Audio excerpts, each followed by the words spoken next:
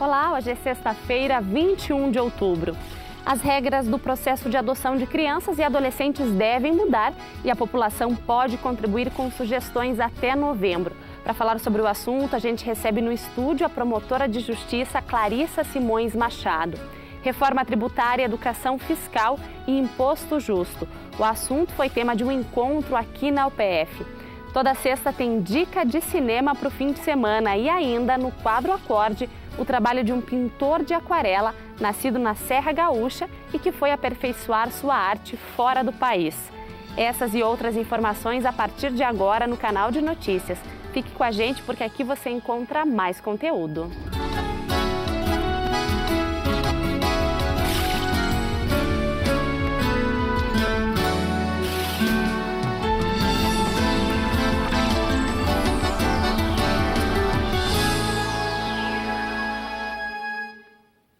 O Brasil ficou em último lugar no que se refere ao retorno dos tributos em benefício à população, num estudo com 30 países de maior carga tributária, feito pelo Instituto Brasileiro de Planejamento Tributário. Por isso, muitos estudiosos da área defendem uma reforma tributária no país. E esse assunto foi discutido ontem aqui na UPF. Você sabe a diferença entre imposto e tributo? Se a resposta for não, fique tranquilo. A maioria das pessoas confunde. Os tributos são todos os conjuntos de impostos e taxas que formam a receita da União, dos estados e dos municípios. Portanto, os impostos são um tipo de tributo. Em outras palavras, o imposto é usado para o financiamento dos serviços públicos, como educação e segurança. Os brasileiros trabalham 151 dias por ano só para pagar impostos. De cada R$10 produzidos pelo país, R$13,50 é puro imposto. Por isso, grande parte da população e dos especialistas da área apoia uma reforma tributária. E foi sobre esse assunto que Kleber Cabral, auditor fiscal da Receita Federal, conversou com os alunos da Faculdade de Ciências Econômicas, Administrativas e Contábeis da UPF. É um país que tem um sistema tributário bastante injusto e há algumas ideias, algumas propostas para mudar ou pelo menos para melhorar esse quadro de injustiça tributária. Precisamos reduzir a tributação sobre o consumo, simplificar essa legislação. Hoje você tem União, Estados e municípios, todos eles legislando e deixando os contribuintes enlouquecidos, né? É uma legislação muito complexa. Segundo os especialistas, nós brasileiros temos uma das piores cargas tributárias do mundo. Em alguns produtos, o imposto pode chegar até 80%. Bebidas alcoólicas, perfume e videogame estão entre os campeões. A tributação sobre consumo no Brasil, ela é muito alta. Se você pegar alguns outros países, eu vou mostrar isso. O Brasil está no topo. Só a Hungria que tributa sobre consumo mais do que o Brasil, né? Então essa é uma das questões que acaba atravancando a economia. A economia não gira, as pessoas não compram, você não tem produção em escala e aí o preço aumenta. A atividade integrou a programação da 11ª Semana Acadêmica da FEAC, que tratou também sobre empreendedorismo e motivação. É um tema que instiga qualquer cidadão, é um tema de interesse da sociedade, todos os cidadãos deveriam se ater mais a esse tema, porque ele diz respeito à vida das pessoas, das empresas, da economia, da sociedade. A carga tributária do Brasil gira em torno dos 36%, mas não quer dizer que nós somos as sociedades que mais pagam imposto, né? Há sociedades que pagam muito mais imposto, uma carga tributária muito maior do que a brasileira, e estão felizes. Por quê? Porque eles entendem que é justo que eles pagam por aquilo que eles têm de retorno a cada cidadão. O que se questiona com o imposto justo é exatamente o que o Estado está podendo colocar à disposição de cada cidadão em termos de quantidade e em termos de qualidade de serviços públicos. O Ministério da Justiça e Cidadania está criando um projeto para fazer alterações na lei da adoção. Bom, para falar sobre esse assunto, a nossa convidada é a promotora de Justiça da Infância e Juventude de Passo Fundo, Clarissa Simões Machado. Seja muito bem-vinda ao PFTV, doutora. Obrigada. Doutora, o número de pessoas no cadastro nacional para adoção, pessoas interessadas na adoção, é sempre maior do que o número de crianças e adolescentes aptos para adoção no país. Por que essa conta, esse número é sempre maior? Basicamente por conta das restrições que os habilitados no Cadastro Nacional de Adoção colocam para adotar. Quando qualquer pessoa se interessa em adotar, passa por um processo de habilitação para adoção no sistema de justiça, ela tem a faculdade de escolher a cor, a idade, se aceita ou não com doença, se aceita ou não com grupos de irmãos, não é? Então, realmente, se o número é maior de habilitados em relação ao número de crianças, por que essas crianças continuam em casas de acolhimento? Na verdade, aqui em Passo Fundo eu posso falar com absoluta certeza, crianças pequenas, bebês recém-nascidos, especialmente, não ficam muito tempo nas casas de acolhimento na atualidade, são rapidamente, obedecido o processo, não é? São colocados em adoção. Nós temos em acolhimento hoje institucionalizados crianças de mais idade e principalmente adolescentes, porque em relação a estes, infelizmente, não há pessoas interessadas em adotar.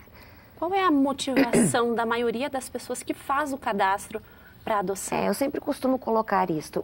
O CNA, como é conhecido, o Cadastro Nacional de Adoção, é um instrumento legal à disposição da Justiça para que nós possamos dar paz para crianças e adolescentes que por alguma razão perderam os seus pais. E não para dar filhos para casais ou pessoas que não podem gerá-los. Então, são situações bem distintas. Então, a imensa maioria das pessoas cadastradas no CNA hoje não estão cadastradas porque querem fazer a diferença na vida de uma criança ou de um adolescente que não tem pai e mãe, mas sim porque querem realizar o sonho de terem um filho e não estão conseguindo gerar este filho. Doutora, quantas crianças, adolescentes estão hoje nas casas de acolhimento de Passo Fundo? Em Passo Fundo nós temos hoje acolhidos, segundo o último dado de setembro, tá?